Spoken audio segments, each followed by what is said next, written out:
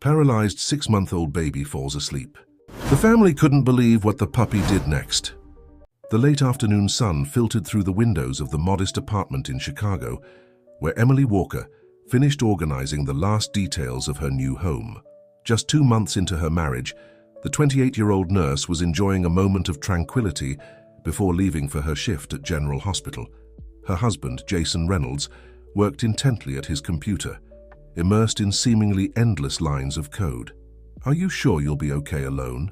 Emily asked as she put on the white uniform that meant so much to her. Jason looked up from his laptop and gave her a warm smile, the kind that had made her fall in love from day one. "Of course, honey, go on, don't worry. I have to finish this project before Friday and I'll barely move from here," he replied, adjusting the glasses that constantly slipped down the bridge of his nose. Emily leaned in to give him a goodbye kiss, but before she could reach the door, Jason stopped her.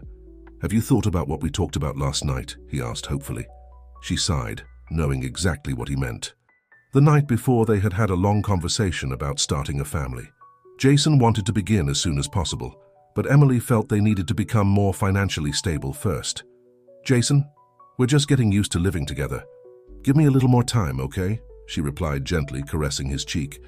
"Besides, with my work at the hospital and your programming projects, we hardly see each other. A baby needs time and dedication."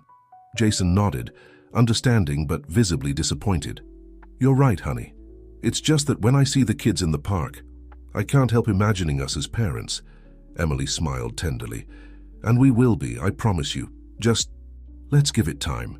What neither of them could imagine was that fate had other plans for them, plans that would begin to unfold that very afternoon. During her shift at the hospital, Emily couldn't get the conversation with Jason out of her head. As she tended to her patients, she paid special attention to the mothers with their babies in the pediatric ward. One in particular caught her attention, a young woman, perhaps younger than her, holding a baby with a look that was a mixture of love and desperation. "Do you need help?" Emily approached the woman, who quickly wiped away her tears and shook her head. "No, thank you," she replied tersely, but her eyes told a different story. Emily noticed that the baby had a splint on its legs, and her heart sank. When her shift ended, Emily returned home exhausted both physically and emotionally. The clock showed 11:30 p.m., and the apartment lights were off, except for the blue glow of Jason's screen as he continued working. "Still awake?" she asked as she set her bag on the sofa. "I have to finish this," he replied, not taking his eyes off the screen. "How was your day?" Emily was about to respond when the doorbell rang, startling them both. They looked at each other in confusion. Who could it be at this hour? Jason got up to open the door, while Emily remained frozen in the middle of the living room. When the door opened, it revealed a figure that would change their lives forever. The same woman Emily had seen at the hospital that afternoon, holding a small bundle wrapped in a blue blanket. "Please," the woman whispered in a broken voice, "I need your help." And so, on an ordinary night, fate decided it was time to test Emily and Jason's love and strength, presenting them with a challenge neither had anticipated, but one that would change their lives in ways they couldn't even imagine. The silence that followed was deafening. Emily immediately recognized the woman from the hospital and took a step forward, while Jason remained motionless by the door, his eyes fixed on the small bundle that moved gently.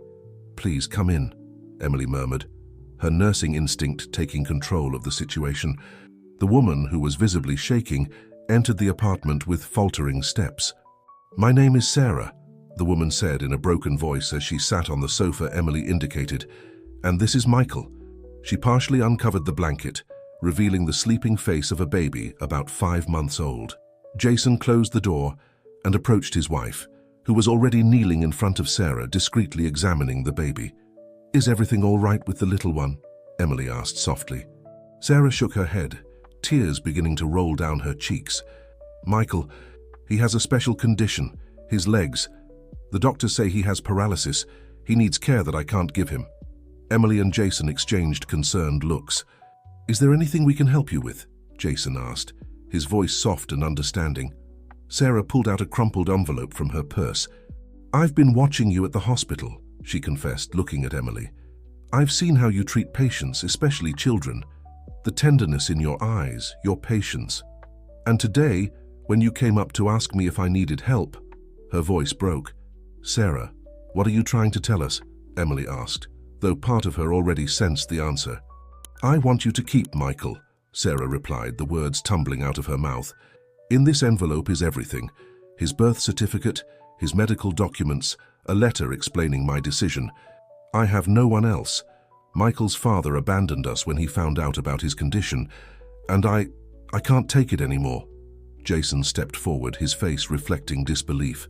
"But this is very serious. We can't simply—" "Please," Sarah interrupted, her voice filled with desperation. "I've seen how you two look at each other, the love between you. Michael needs that love. He needs a family that can give him the care he deserves. I can barely keep a job, the treatments are expensive, and he deserves more than a mother who can barely keep her head above water." Emily took the envelope with trembling hands, while Jason sat next to her, his mind trying to process what was happening. The baby moved in his blankets, letting out a soft coo. "Are you completely sure about this?" Emily asked, her heart beating rapidly. "A decision like this, I've been thinking about it for weeks," Sarah replied, wiping away her tears. "I've watched you. I've researched you. I know that Jason is a programmer, that he works from home. I know that you're an excellent nurse. I know you just got married and that you have enough love to give." She abruptly stood up, as if afraid she might change her mind if she stayed a moment longer. Carefully, she placed Michael in Emily's arms, who instinctively received him. "Everything is explained in the letter. Please take care of him. Give him the love and life that I can't offer him." "Wait," Jason called, standing up. "How can we contact you if—" "You can't," Sarah interrupted, already at the door. "This is my final decision. Michael is better off with you." And before they could say anything more, she disappeared into the night, leaving behind only the echo of her hurried footsteps. Emily and Jason remained motionless, the sleeping baby between them, as the reality of what had just happened began to sink into their minds. Michael moved slightly in his blankets, and his small hand gripped Emily's finger with surprising strength. "What are we going to do?" Jason whispered, his voice barely audible in the silence of the night. Emily looked at the baby in her arms, then at her husband, and finally at the envelope that contained the future of 3 lives. "First," she said in a trembling but determined voice, "we're going to read that letter, and then we'll decide together." The wall clock struck midnight, and in that small Chicago apartment, 3 destinies had just intertwined in a way that none could have predicted. With trembling hands, Emily settled Michael on the sofa, building a small nest of cushions around him to prevent him from moving. Jason sat next to her, holding the envelope Sarah had left them. The paper crackled softly as he opened it, revealing several handwritten sheets and official documents. "Do you want me to read it aloud?" Jason asked, looking at his wife, who couldn't take her eyes off the sleeping baby. Emily nodded silently, intertwining her fingers with her husband's. "Dear Emily and Jason," he began to read, his voice soft but clear in the silence of the night. "If you're reading this, it means I've found the courage to do what I consider best for my son." Sarah's words flowed through the pages, revealing a story of love, pain, and sacrifice. She recounted how she had become pregnant, full of hope, how Michael's father had disappeared upon learning of the baby's condition, and how she had struggled alone for the past few months. "The doctors say Michael's paralysis could be temporary," Jason read, his voice breaking slightly. "With proper care and therapy, there's a possibility he could regain mobility in his legs, but I can't provide him with that care.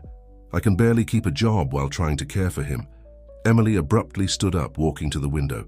The city lights sparkled in the distance, and for a moment she lost herself in her thoughts.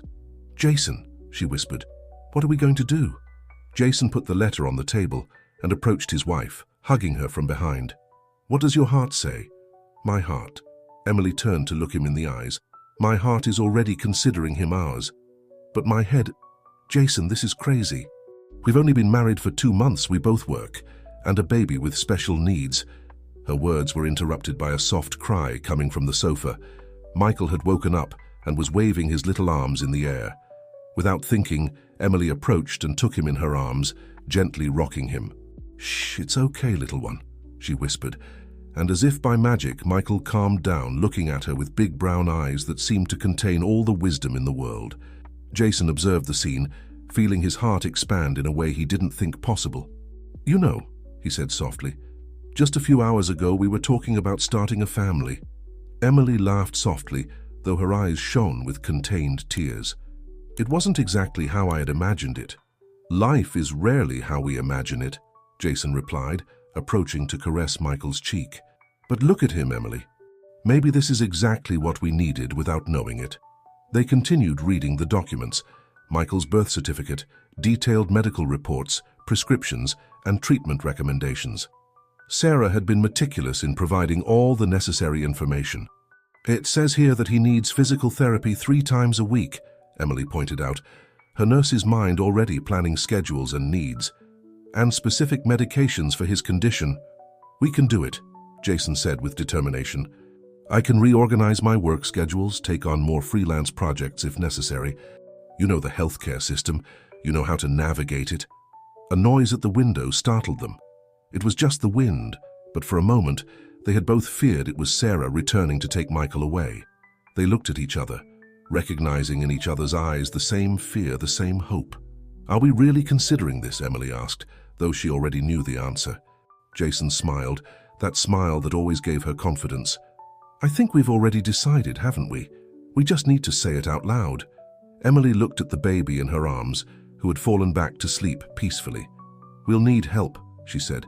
"Many things will have to change." "They'll change for the better," Jason replied, hugging his wife and the baby. "We're a family now." Dawn was beginning to appear on the horizon, painting the sky in shades of pink and gold. In that small apartment, as the city slowly awakened, a new family was beginning to form, united not by blood, but by something equally powerful: love and the decision to face together any challenge the future might present. Morning came too quickly for Emily and Jason, who had barely slept a few hours. The sun filtered through the curtains when Michael began to cry, waking them from their brief rest on the couch. "Good morning, little one," Emily whispered, quickly sitting up. Her nurse's mind was already making a mental list of everything they would need: diapers, formula, clothes, a playpen, a crib. Jason rubbed his eyes and looked at his watch. "It's 7 o'clock. Baby stores open at 9, he said, anticipating his wife's thoughts. "But first we need a plan." Emily examined Michael with a clinical eye as she changed him on a towel on the couch. "I need to call the hospital," she said. "I can't just not show up for my shift. And we need to get an appointment with a specialist pediatrician as soon as possible." "I can work from home," Jason replied, already with his laptop open. "But we need professional help to do this the right way. We can't just—" The apartment doorbell interrupted them, causing both to freeze in place. They looked at each other in fear, thinking the same thing. Had Sarah returned? Or worse, someone who wanted to question their situation with Michael? Jason approached the door while Emily instinctively hugged Michael to her chest. Upon opening it, he found Mrs. Thompson, their 70-year-old neighbor, holding a bag of freshly baked bread. "Good morning," the old lady greeted with a smile, but she stopped when she heard a baby crying. "Is that—" Emily and Jason exchanged a quick glance. They would need allies, and Mrs. Thompson, with her experience and discretion, could be exactly what they needed at that moment. "Mrs. Thompson," Emily said, approaching the door with Michael in her arms, "could you come in for a moment? We need your advice." The old lady entered the apartment, her wise eyes assessing the situation without judgment. She listened attentively as the couple explained a simplified version of the previous night's events. "Oh, my dears," Mrs. Thompson sighed when they finished their story. "Life has mysterious ways of blessing us, but you're going to need help, and not just with the legal papers." "Legal papers?" Jason asked, paling slightly. In their rush to adapt to the situation, they hadn't fully considered the legal aspect. "Of course," Mrs. Thompson replied. "My son is a lawyer, specialized in family law. I can call him if you want, and in the meantime—" She stood up and extended her arms towards Michael. "May I? I've been raising children since before you were born." Emily handed the baby to her with some hesitation, but her concern dissipated when she saw how Mrs. Thompson rocked him expertly, softly singing a lullaby. "First things first," said the old lady, as Michael calmed down in her arms. "You need basic supplies. Emily, make a list. Jason, go to the pharmacy. I'll stay with the little one while you get organized. And this afternoon, when my son comes to visit me, we can start talking about the legal aspects." The couple moved with renewed energy, grateful for the unexpected help. Emily wrote furiously on a paper, while Jason looked for his keys and wallet. "And another thing," Mrs. Thompson added, her voice soft but firm. "You're going to need to modify this apartment. A baby with special needs requires adaptations. My late husband was a carpenter, and I kept many of his tools. We can make this place perfect for little Michael." Emily paused in the middle of her list, tears threatening to overflow. "Mrs. Thompson, I don't know how to thank you." "No tears, dear," the old lady interrupted with a smile. "Families aren't formed just with blood, but with love and mutual support. And you, my dears, have just expanded yours." The rest of the morning passed in a whirlwind of activity. Jason visited pharmacies and baby stores, while Emily reorganized the apartment and called the hospital to request an emergency leave. Mrs. Thompson, meanwhile, shared her wisdom on baby care, mixing practical advice with stories of her own experiences as a mother. And so, amid the chaos and uncertainty, a support network began to take shape that would be fundamental for the future of this new family. Michael, oblivious to all the activity he was generating, slept peacefully in Mrs. Thompson's experienced arms, as if he knew that, despite all the challenges to come, he was exactly where he should be. The afternoon arrived, with a mix of hope and anxiety. Mrs. Thompson's son, Robert, a middle-aged lawyer with a kind expression, listened attentively as Emily and Jason explained the situation, seated around the dining table. Michael slept peacefully in an improvised Moses basket that Jason had bought that morning. "The situation is delicate but not impossible," Robert explained, adjusting his glasses as he reviewed the documents Sarah had left. "She signed a declaration of intent to surrender custody. It's not an official document, but it's a start. The important thing now is to do things correctly." "What do we need to do?" Jason asked, holding Emily's hand under the table. "First, we need to register the situation with the competent authorities. Then, we'll initiate the temporary custody process while we process the formal adoption. I warn you that it can be a long process, but with the documents we have and Michael's special circumstances, we can argue that it's in the child's best interest to remain with you."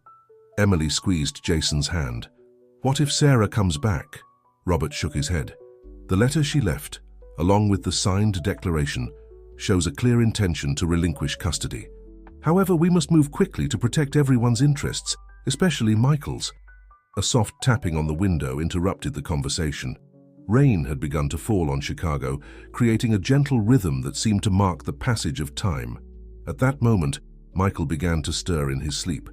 Emily instinctively got up to attend to him, but stopped when she noticed something unusual.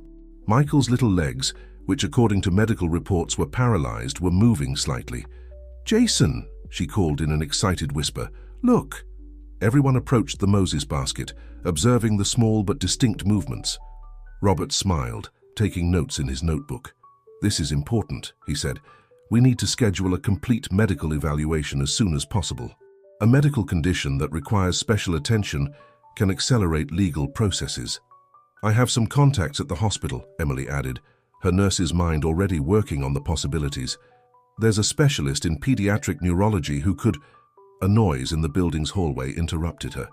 It sounded like something was being dragged against the door. Jason cautiously approached and opened it, finding an unexpected surprise. A small dog soaked by the rain, shivering and looking at them with pleading eyes. "Oh my goodness," Emily exclaimed, running to get a towel. The dog, despite its pitiful state, wagged its tail weakly. "We can't," Jason began, but stopped when he saw how the dog, although visibly exhausted, crawled towards Michael's Moses basket, as if feeling an immediate connection with the baby. "It seems that surprises keep coming," Robert commented with an understanding smile. "You know, sometimes the universe has a peculiar way of completing a family." Emily wrapped the dog in the towel, noticing that despite its condition, it seemed gentle and tame. "It's very thin," she observed. "It's probably been on the street for a while." The dog, now more comfortable with the towel, curled up near Michael's Moses basket, as if it had found its place in the world. The baby surprisingly smiled in his sleep. "Animals have a special instinct with children," Mrs. Thompson commented, who had been observing the scene in silence. "And this one seems to have chosen Michael as its protégé." Jason looked at Emily, recognizing in her eyes the same expression she had had the night before when they decided to keep Michael. "I guess we'll need to consult with a veterinarian too," he said with feigned resignation. "I recommend an excellent one near here," Robert added, taking out his business card. "But first, let's finish organizing Michael's legal matters. We can start with the paperwork early tomorrow." As the rain continued to fall gently on the city, in that small apartment, an unconventional family was beginning to take shape. Michael slept peacefully.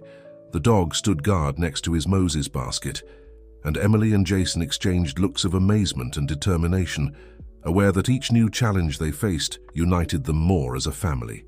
A week had passed since Michael's arrival, and his improvised guardian, whom they decided to name Max after discovering his fondness for chasing his own tail in circles. The small apartment had been transformed. A playpen occupied much of the living room, toys and blankets were scattered everywhere, and a dog bed rested strategically next to Michael's new Moses basket. "It's incredible how he doesn't leave his side," Emily commented as she prepared Michael's bottle. Max, now clean and looking better after his visit to the veterinarian, remained vigilant next to the playpen where the baby was playing with a rattle. "The vet said he's a young dog, probably no more than a year old," Jason replied, trying to work on his laptop while keeping an eye on the scene. "And it seems he's adopted Michael as his personal mission."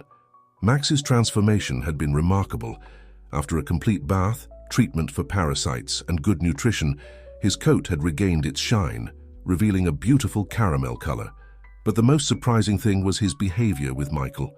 "Remember last night?" Emily asked, smiling at the memory.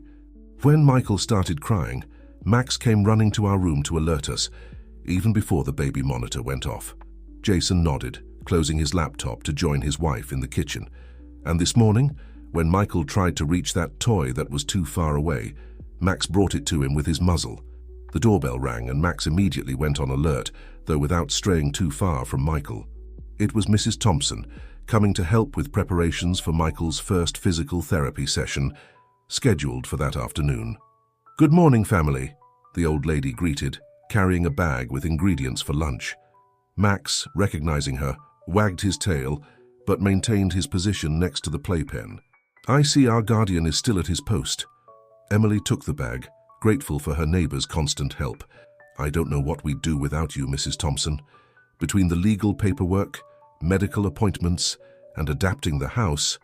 "That's what family is for," the old lady replied, heading straight to the playpen to greet Michael. "How's our little fighter today?" In response, Michael let out a giggle and shook his legs, a movement that was becoming more noticeable each day. The physiotherapist who would come that afternoon, recommended by the hospital where Emily worked, had reviewed the medical reports and seemed optimistic about the possibilities of recovery.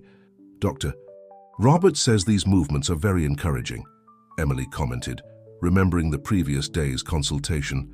"The paralysis might not be permanent as initially thought." Max, as if understanding the conversation, approached Michael and began to gently lick his feet, provoking more laughter from the baby. It was something he had started doing spontaneously, almost like an intuitive form of therapy. "You know," Mrs. Thompson said as she began to prepare lunch, "my husband always said that animals have a sixth sense for these things. Maybe Max arrived just when Michael needed him most." Jason approached the playpen, observing the interaction between the dog and the baby. "It's as if he knows exactly what to do. Even last night, when Michael was restless from the pain in his legs, Max lay down next to him and didn't move until he calmed down. And to think that at first we doubted keeping him," Emily added, joining her husband. "Now I can't imagine our family without him." The rest of the morning passed in a pleasant routine that was beginning to establish itself in the home. Max alternated between his constant vigilance of Michael and brief breaks to eat or drink water, always keeping a watchful eye on his protégé. As they prepared everything for the therapy session, Emily couldn't help but notice how each small change in their lives seemed to fit perfectly, like pieces of a puzzle they didn't know they were putting together.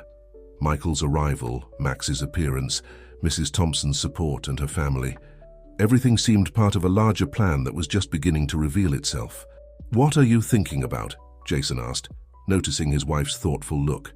"About how life surprises us," she replied, watching Max, who now rested his head near Michael, as the baby gently played with his ears. "And how sometimes the best things come in the most unexpected ways." The arrival of the physiotherapist, Laura Johnson, brought new energy to the apartment. She was a middle-aged woman with a warm smile and bright eyes that immediately conveyed confidence. Max observed her with initial caution, but relaxed when she knelt down to allow him to sniff her hand. "I see you have a very dedicated assistant therapist," Laura joked, noticing how Max followed her every movement as she approached Michael. "It's quite common for dogs to develop a special bond with children who need special attention. They have a natural sensitivity to pain and discomfort." Emily and Jason watched anxiously as Laura gently and professionally examined Michael. The baby, surprisingly calm, seemed to respond positively to her touch. "Do you see these movements?" Laura pointed out, as Michael softly kicked. "There's more muscle activity than the initial reports suggest. The paralysis seems to be more of a temporary weakness than a permanent condition." "Does that mean—" Emily began, her voice trembling slightly with emotion. "It means that with proper treatment, Michael has excellent chances of regaining full mobility," Laura confirmed, "but we'll need commitment and patience. Recovery will be gradual." Max, as if understanding the importance of the moment, approached and gently rested his head on Emily's lap, who unconsciously began to pet him. "I'll teach you some exercises you can do daily," Laura continued, demonstrating gentle movements with Michael's legs. "Constant stimulation is key." As the session progressed, Mrs. Thompson appeared at the door with a tray of tea and freshly baked cookies. "I thought everyone might need a break," she said with a smile. Laura thanked her for the gesture and, during a pause in the therapy, shared more of her experience. "You know, I've worked with many children over the years, but there's something special about Michael. His response to treatment, his disposition, and this loving family environment you've created." Jason, who had been filming the session to be able to replicate the exercises correctly, lowered his phone. "Everything has happened so fast," he reflected. "Just a week ago, it was just Emily and me." "Sometimes life gives us exactly what we need, even if we didn't know it," Mrs. Thompson intervened, with the wisdom that only years can give. Suddenly a new sound filled the room. Michael had let out a clear and loud laugh, something they hadn't heard before. Max immediately approached the baby, wagging his tail enthusiastically. "His first real laugh," Emily exclaimed, with tears of joy in her eyes. Laura smiled, continuing with the exercises. "Laughter is an excellent sign. It shows he's comfortable, and that the exercises aren't causing him pain." As the session continued, the afternoon sun bathed the apartment in a golden light, creating an almost magical moment. Max alternated between attentively observing the exercises and offering his silent support to each family member. "Before I leave," Laura said as she packed up her materials, "I'd like to mention something. I work with a foundation that supports families with children who need special therapies. We could get additional help for Michael, including specialized equipment." Emily and Jason exchanged hopeful looks. "That would be wonderful," Emily responded. "Excellent. We also organize monthly meetings where families can share experiences and support each other. The next one is this Saturday. Would you like to attend?" "Of course," Jason replied without hesitation. "Can we bring Max? He seems to have become an integral part of Michael's therapy." Laura laughed softly. "Actually, you wouldn't be the first. We have several furry therapists in our group. Animals have a special way of facilitating recovery." As Laura said goodbye, promising to return in 2 days, Emily and Jason stood contemplating Michael, who was now sleeping peacefully in his playpen, with Max standing guard beside him. "You know," Emily whispered to her husband, "when I was a child, my mother always said that miracles exist. Now I'm starting to believe it." Jason hugged her from behind, observing the scene before them. "Miracles do exist," he confirmed, "and sometimes they come in the form of a special baby and a stray dog." Saturday arrived with a mix of anticipation and nervousness. Emily and Jason prepared Michael for his first support group meeting, while Max watched them anxiously, aware that something different was about to happen. "Do you have the exercises Laura gave us?" Emily asked as she settled Michael into his new special car seat, a gift from Robert and his wife. "Everything's on the tablet," Jason replied, adjusting Max's leash, who had been bathed and brushed especially for the occasion. "Are you sure we're ready for this?" Emily paused for a moment, looking at her little family. "Honestly, I don't know, but we need this. We need to know that we're not alone on this journey." The community center where the meeting was held was a modern and welcoming building on the outskirts of the city. As they entered, they were greeted by the sound of children's laughter and lively conversations. Several families were already present, some with children in wheelchairs, others with little ones using different types of support devices. Laura welcomed them with a warm smile. "I'm so glad you could make it, and I see Max is joining us," she added, crouching down to greet the dog, who maintained his protective stance next to Michael's stroller. "Look who's here," exclaimed a familiar voice. It was Mrs. Thompson, who, to their surprise, was helping organize refreshments at a nearby table. "Didn't I tell you I volunteered here?" Before they could respond, a young couple approached them. "Is this the famous Max that Laura told us about?" asked the woman, introducing herself as Amanda. Her husband, Chris, was carrying a girl of about 2 years old who wore small orthoses on her legs.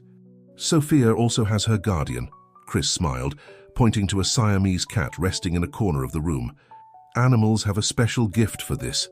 The meeting officially began with an introduction circle. Each family shared their story, their challenges, and their small victories. Emily and Jason listened attentively, recognizing in each account fragments of their own fears and hopes. "The hardest thing," shared one mother, "is learning to celebrate every small progress without obsessing about the future.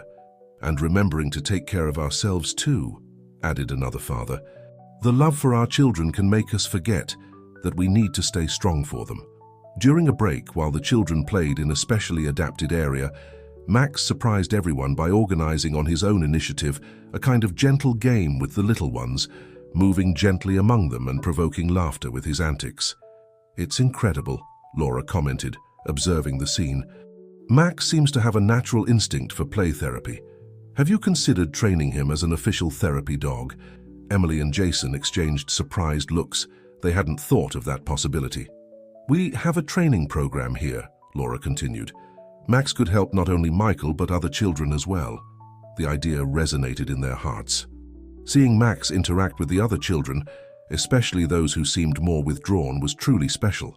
At that moment, Michael, who was in Emily's arms, began to move his legs with more energy than ever, as if he wanted to join the game.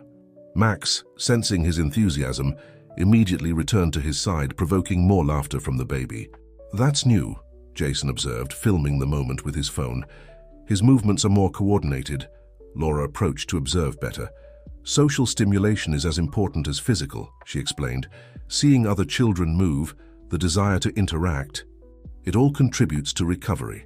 At the end of the meeting, while sharing refreshments, several families approached to exchange phone numbers and create a chat group. The feeling of isolation they had felt began to dissipate. "You know what's most beautiful about all this?" Mrs. Thompson commented as she helped them prepare to return home. "Seeing how love can take so many different forms. Each family here has its own story, but they're all united by that unconditional love."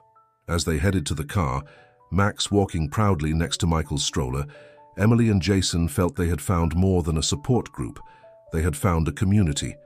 "I think this is exactly what we needed," Emily whispered, resting her head on Jason's shoulder as they watched Max protectively settle next to Michael in the back seat. "Yes," Jason replied, "and something tells me this is just the beginning." Life in the small apartment had acquired a new rhythm in the weeks following the support group meeting. Mornings began early with Michael's exercises, now performed with greater confidence thanks to suggestions from other families. Max, always attentive, had developed his own routine. Every time they saw Michael frustrated with an exercise, the dog would approach and gently lick his feet, provoking laughter that dissipated any tension. "It's as if he knows exactly what to do," Emily commented one morning while preparing breakfast. Jason, working on his laptop at the kitchen table, looked up to observe Max, who was gently pushing a toy towards Michael with his muzzle. "Laura says he has a natural gift," Jason replied. "Today is his first evaluation for the therapy dog training program." The doorbell rang, and Max immediately adopted his guardian posture, though he relaxed upon recognizing Amanda's voice, their new friend from the support group, who came regularly to share experiences and advice. "I bring news," Amanda exclaimed as she entered, carrying her little Sophia, who already showed notable progress in her mobility. "The center is organizing a special hydrotherapy workshop for the children, and they're including sessions where therapy dogs can participate." Emily and Jason exchanged looks of surprise and hope. Water exercises had been mentioned as an excellent option for Michael, but they hadn't found a place adapted for such young babies. "Could Max participate?" Emily asked, watching how the dog was already gently playing with Sophia, who laughed as she tried to reach his tail. "If he passes today's evaluation, absolutely," Amanda replied. "In fact, they're very interested in his case. It's not common to have a dog that has developed stimulation techniques on its own." As if understanding they were talking about him, Max approached Michael and began his usual stimulation routine. He gently pushed his legs with his muzzle, waited for the reaction and repeated the movement when Michael showed enthusiasm. "Look at this," Jason whispered, recording with his phone. Michael was not only moving his legs in response to Max, but was actively trying to reach the dog, unknowingly strengthening his abdominal muscles. "It's amazing," Amanda commented, "how love can be the best therapy." Sophia has also progressed so much since she started wanting to play with other children and pets. The morning passed with conversations and laughter until it was time to take Max for his evaluation. The training center was a large and bright space where several dogs of different breeds and sizes practiced various exercises with their trainers. To everyone's surprise, Max immediately adapted to the environment. His evaluator, a woman named Karen, was impressed with his intuitive behavior and natural gentleness. "It's as if he was born for this," Karen commented as she watched Max interact with different children. "He has a special instinct for detecting when someone needs emotional or physical support." During the evaluation, a child in a wheelchair appeared particularly anxious. Without anyone indicating, Max calmly approached and rested his head on the child's lap, patiently waiting until the little one's anxiety dissipated. "This can't be taught," Karen explained. "This kind of natural empathy is a gift." As they watched the evaluation, Emily held Michael, who seemed fascinated by seeing his furry friend working with other children. His little legs moved with more energy than ever, as if he wanted to join the activity. "The training program will last 6 weeks, Karen explained at the end of the session.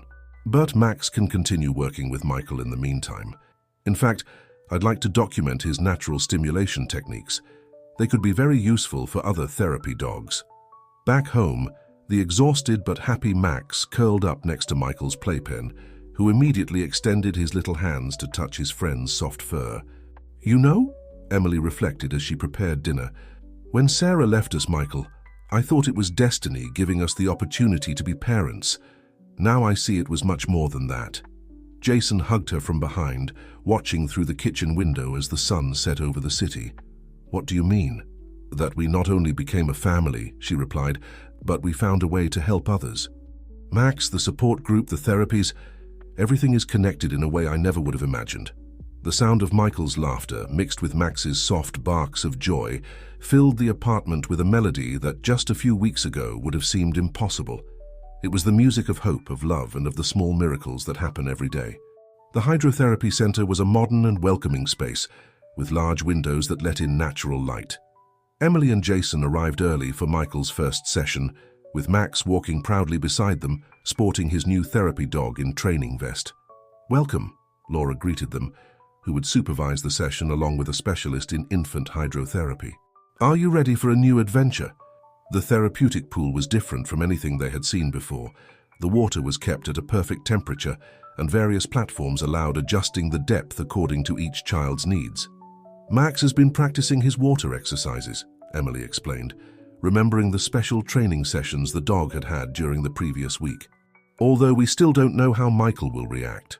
Babies usually adapt very well to water," commented the hydrotherapist Daniel, while reviewing Michael's latest medical reports. "The aquatic environment provides perfect support to strengthen muscles without additional stress." As they prepared Michael for his first immersion, other parents and children began to arrive. Among them was Amanda with Sophia, who already showed notable improvement in her mobility thanks to regular sessions. Max watched everything attentively from his designated position, following his training but not losing sight of Michael. The moment arrived. With infinite care, Emily and Daniel introduced the baby into the warm water. Michael's reaction was immediate and surprising. His eyes lit up, and a huge smile appeared on his face. His legs, which on solid ground still showed limitations, began to move more freely in the water.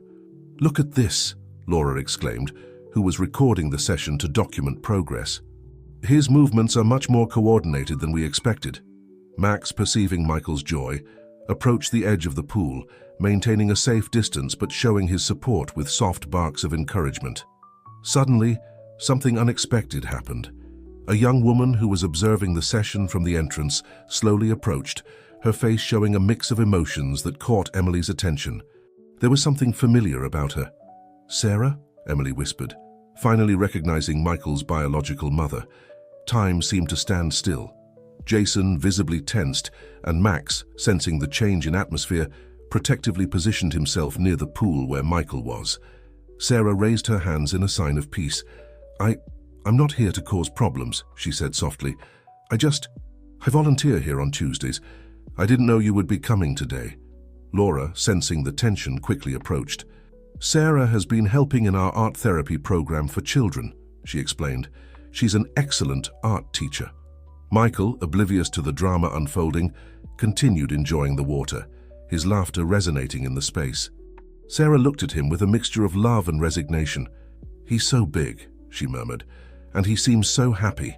Emily, still processing the situation, noticed the contained tears in Sarah's eyes. With a sudden decision, she did something that surprised everyone, including herself. "Do you want to come closer to see him?" she offered gently. Jason looked at her in surprise, but understood. Max, following his human's example, relaxed his posture though he maintained his attention on Michael. Sarah timidly approached the edge of the pool. Michael, seeing her, gave her one of his bright smiles, those that had the power to melt any tension. "His legs," Sarah observed, "they move much more than before." "He's progressing every day," Emily responded kindly. "The water seems to give him the freedom he needs to strengthen."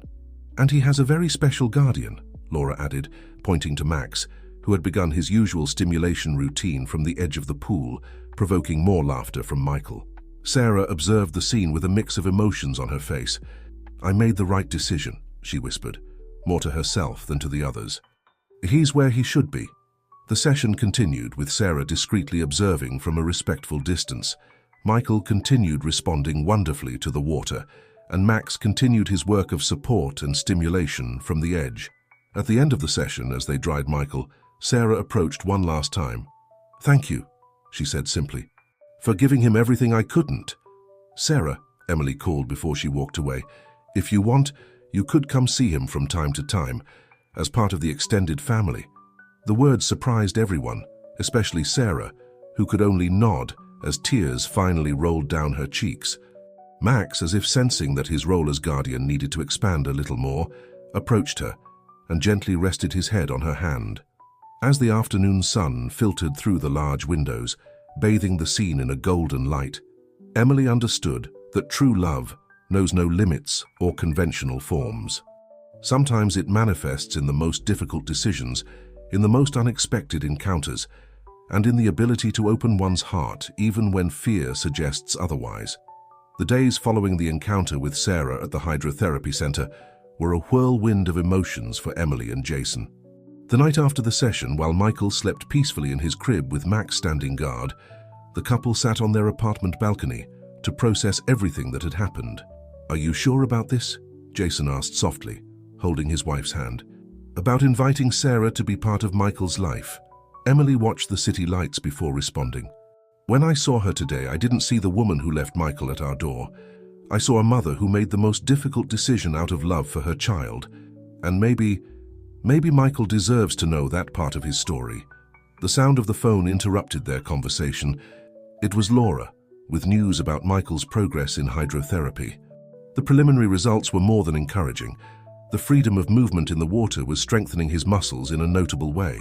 "And there's something else," Laura added. "Sarah has asked if she can contribute in some way. She's offering to give free art therapy classes for Michael when he's a bit older." The proposal provoked a wave of mixed emotions. On one hand, it was a beautiful gesture that showed Sarah's genuine desire to contribute something positive to Michael's life. On the other, it brought with it natural concerns about boundaries and expectations. "Maybe we should consult with Robert," Jason suggested, thinking of their lawyer, "to establish a clear legal framework that protects everyone." The next morning brought an unexpected surprise. During Michael's regular physical therapy session, his legs showed unprecedented strength. Max, who was observing the session with his usual attention, seemed especially excited, wagging his tail with more energy than ever. "It's as if the water unlocked something in him," the therapist commented, documenting the new movements. The combination of hydrotherapy, physical therapy, and Max's constant stimulation is creating a perfect synergy.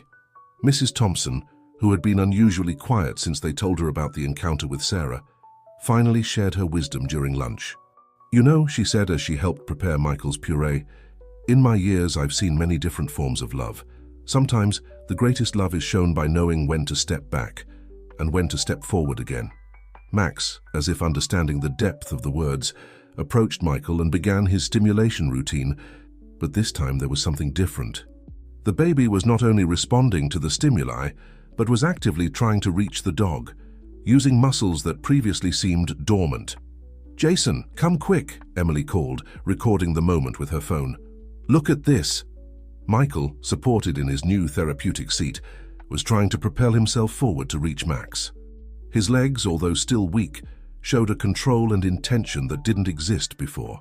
"It's incredible," Jason whispered, kneeling next to his son. "He surprises us more every day." The doorbell rang, and this time it was Amanda who appeared with Sophia. The little girl, who now walked with the help of her orthoses, headed straight for Michael, showing the drawings she had made in her art therapy class. "Sarah is an incredible teacher," Amanda commented as the children interacted. "She has a special way of connecting with the kids. Sophia has blossomed in her classes." Emily and Jason exchanged meaningful looks. Perhaps the universe was sending them signals, showing them that there was room in their hearts to expand their definition of family. That night, as they prepared Michael for bed, they noticed that the baby was especially active, as if he sensed that something important was happening in his world. Max, true to his routine, settled next to the crib, but this time there was something different in his posture. He seemed more relaxed, more at peace. "You know what I think?" Emily said as they watched their sleeping son. "I think love is like the water in Michael's therapy. It gives us the freedom to move in directions we never imagined. It supports us when we feel weak, and it helps us grow stronger."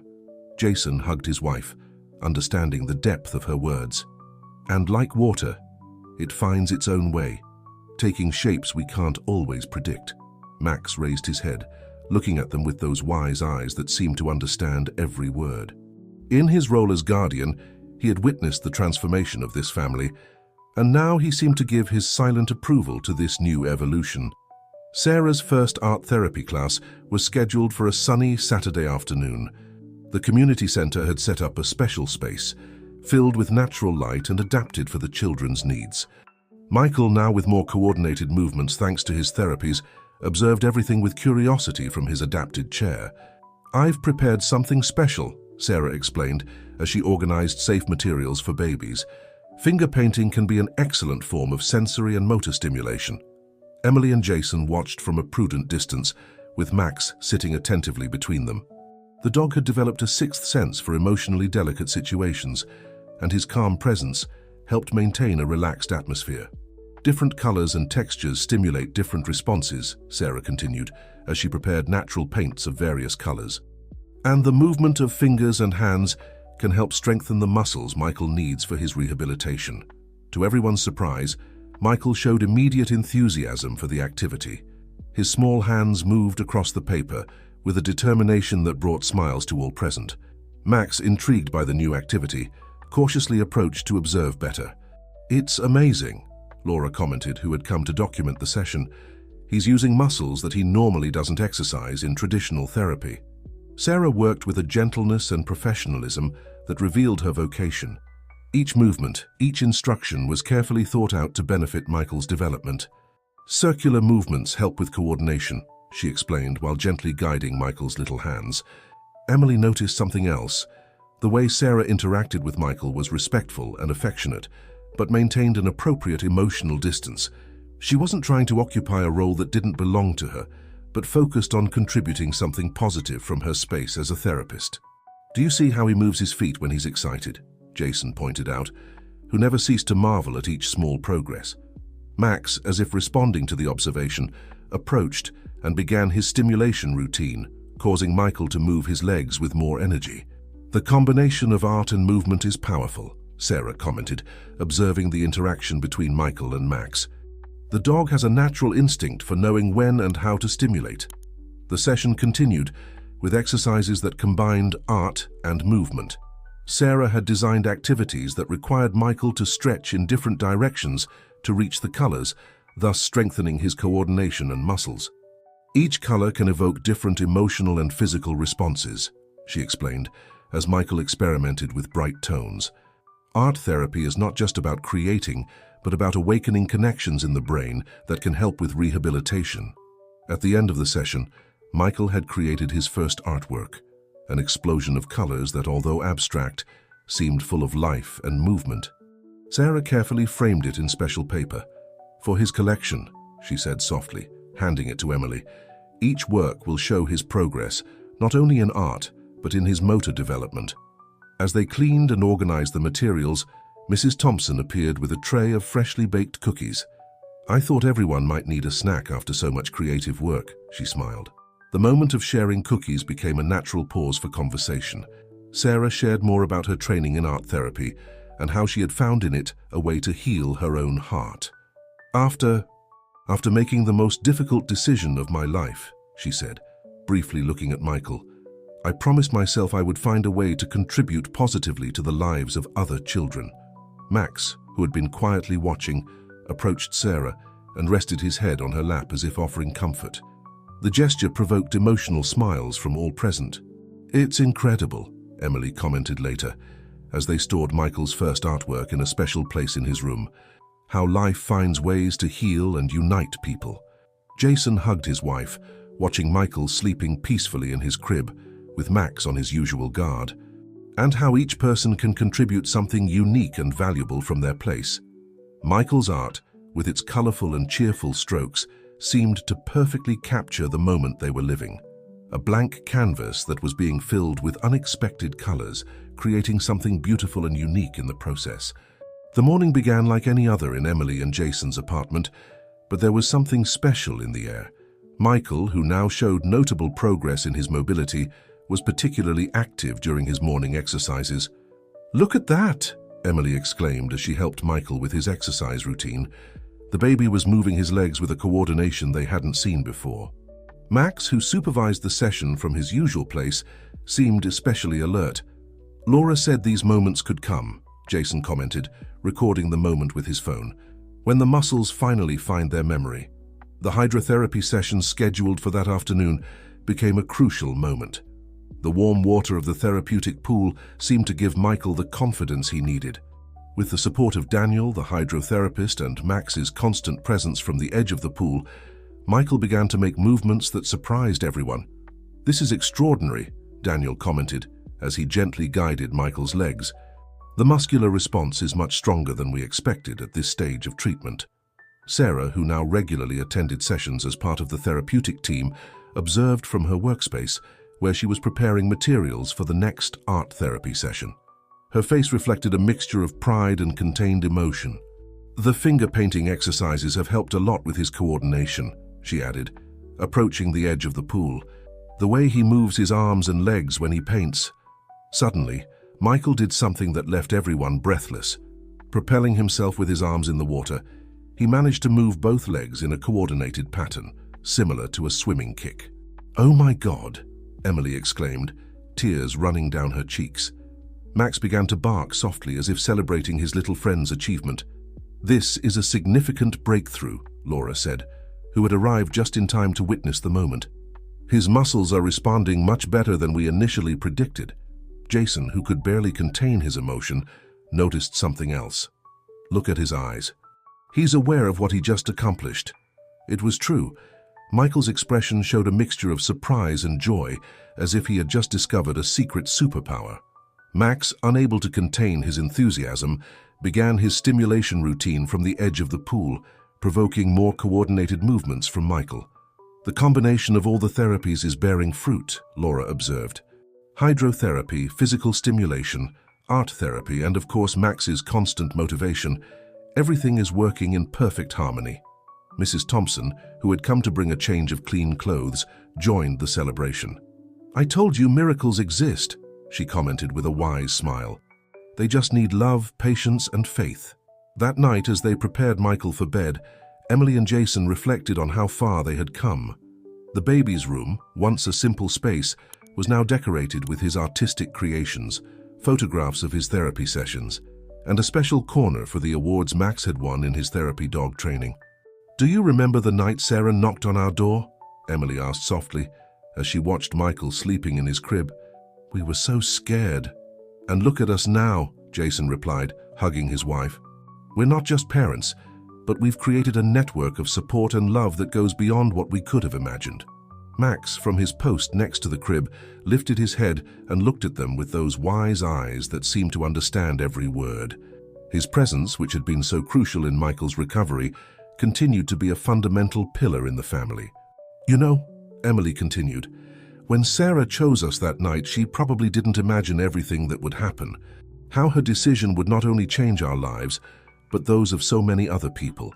Jason nodded, thinking about how the therapy center had become a second family for them, how Max had inspired a new animal-assisted therapy program, and how Sarah had found her vocation helping other children through art.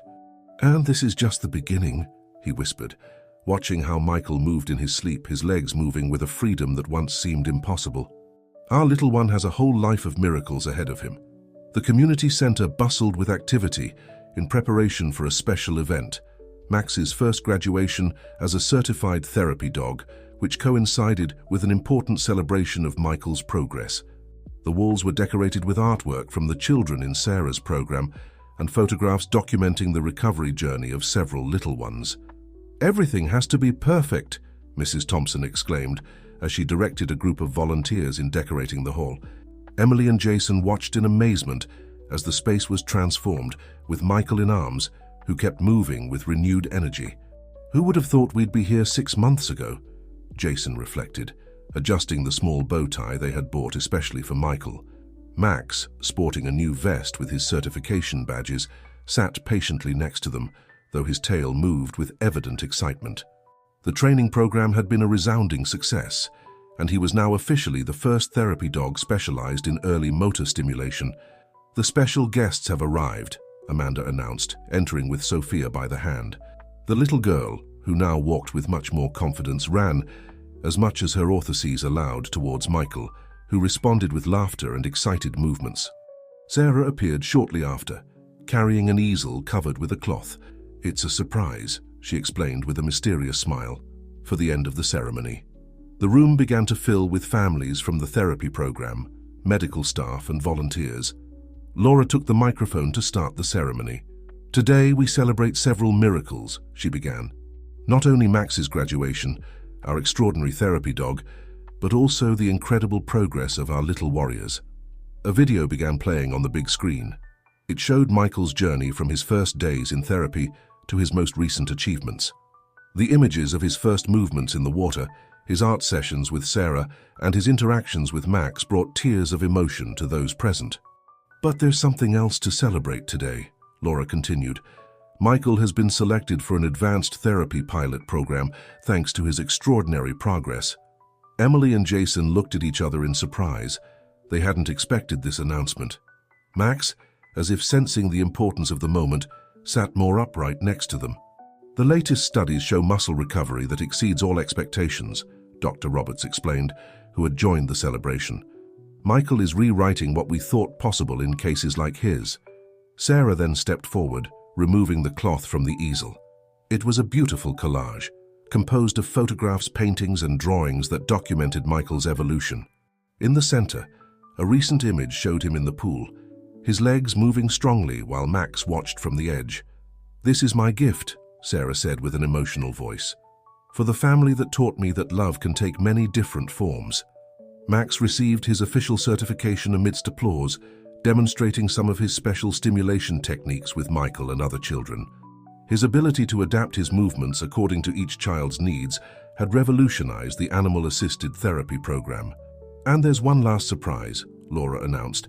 "Thanks to Max's success, the center will start a special training program for therapy dogs in motor stimulation. The Max method, as we've called it, will be shared with other rehabilitation centers." The celebration continued with soft music, laughter, and lively conversations. Michael, from Emily's arms, observed everything with bright eyes, moving his legs with a freedom that once seemed impossible. "You know, Mrs. Thompson," whispered to Jason as they watched Emily gently dance with Michael, Max following their every movement. "Sometimes angels come in unexpected forms. Some have wings, others have 4 legs, and others simply have the courage to make difficult decisions out of love." Sarah, who had been helping other children with art activities, timidly approached Emily. "May I?" she asked, extending her arms towards Michael. "Of course," Emily replied with a warm smile. "You're part of this family now." Michael, in Sarah's arms, smiled and extended his little hand towards Max, who immediately approached, completing the circle of love that had formed in the most unexpected way. A year had passed since that night, when destiny knocked on Emily and Jason's door. The morning began with the first rays of sun filtering through the windows of the new apartment, more spacious and adapted to the needs of their growing family. Michael, now a year and a half old, was sitting on his playmat, surrounded by therapeutic toys and art materials. His legs, once limited by paralysis, now moved with a freedom that once seemed impossible. Max, always attentive, watched him from his new bed by the window, his certified therapist vest proudly hanging on a special hook. "Look at this," Emily exclaimed, recording with her phone, as Michael determinedly propelled himself, trying to stand up by leaning on the specially adapted furniture. Max immediately approached, offering his body as additional support, a technique he had perfected over the past year. "It's amazing," Jason replied, preparing breakfast in the kitchen. "Dr. Roberts was right.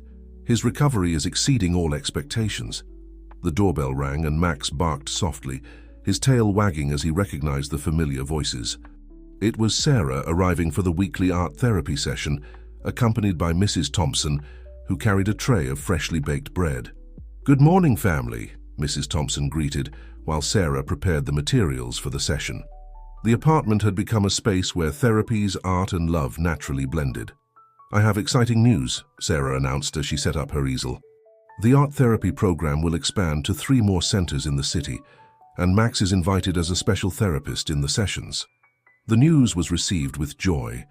The Max method had become a reference in animal-assisted therapy, especially for children with motor challenges. The dog that once arrived soaked at their lives was now an inspiration for rehabilitation programs across the country. "And there's more," Emily continued, sharing her own news. "I'm pregnant." The revelation filled the room with exclamations of joy and hugs. Michael, catching the excitement of the moment, tried to take another step, leaning on Max, who maintained his firm but gentle position. "Life has wonderful ways of completing circles," Mrs. Thompson reflected, her eyes shining with tears of happiness. "When a door opens with love, you never know how many blessings can enter." Sarah approached Michael, who was now creating colorful strokes on his canvas, his movements increasingly coordinated and confident. "Each brushstroke is a step forward," she commented, observing how the little artist expressed his joy through colors. "And to think it all started with a brave decision," Emily added, hugging Sarah. The relationship between both women had transformed into something beautiful and unique, united by their love for Michael and the desire to see his potential flourish. Max, sensing the emotional moment, began his special exercise routine with Michael, provoking laughter and movements that once seemed impossible. The dog that had arrived seeking refuge had become a fundamental pillar of healing and hope. "You know," Jason said, hugging his wife as they watched Michael interact with Max, "sometimes miracles aren't extraordinary events that fall from the sky. They're small moments of love that accumulate day after day, transforming the impossible into possible." The morning continued with its sweet routine. Michael painting under Sarah's guidance, Max alternating between his duties as therapist and guardian, Mrs. Thompson sharing her wisdom and love, and Emily and Jason contemplating the extraordinary family that destiny had woven. On the walls of the apartment, Michael's artworks told the story of his progress. From uncertain strokes to explosions of color and movement, each piece was a testimony of overcoming, love, and hope. "The new baby will have an incredible family waiting for it," Mrs. Thompson commented, caressing Emily's barely visible belly. "An older brother who will teach it about strength and perseverance, a guardian dog that will show it the meaning of unconditional love, and a circle of love that transcends blood ties. As the sun rose in the Chicago sky, bathing the apartment in its golden light, the scene captured the essence of what it means to be a family. It's not blood that unites us, but love, dedication, and the willingness to grow together through challenges. Michael, now standing with Max's help, took his first independent steps towards a future full of possibilities, surrounded by the love of a family that destiny had interwoven in the most unexpected and beautiful way. And so in that perfect moment, everyone understood that true miracles are not those that happen in an instant, but those that are built day by day, with love, patience, and unshakable faith that there is always a new dawn waiting on the horizon.